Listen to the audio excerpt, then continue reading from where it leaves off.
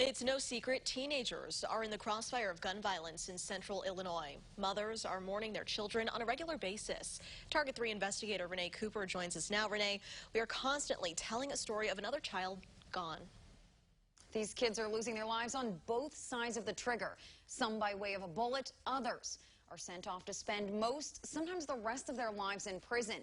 And the adults who have been there and found a way out of this cycle know kids' involvement is no coincidence. It's literally has been a funeral every week for the past 2 months. Joby Taylor and Maurice Hayes are all too familiar with it. They say the violence has become cultural, and in the last few years, gun violence has become glamorized in pop culture, spread rapidly through social media. They aspire to be these rap guys that they see that's talking about killing, but they're rich.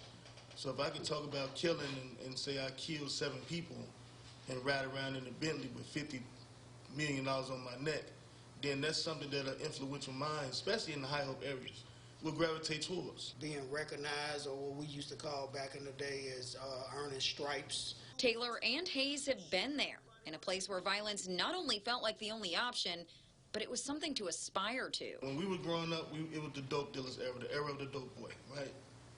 And we aspired to be dope dealers. We sold drugs, we did. It cost us a lot of time in prison.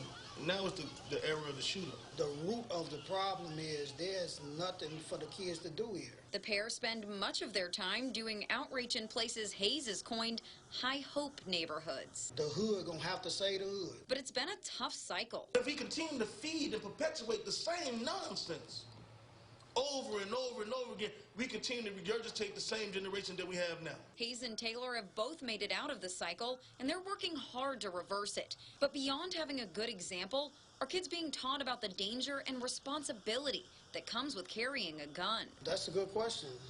Like, well, you literally have kids raising kids. So kids can only teach these kids that they raise and what they know.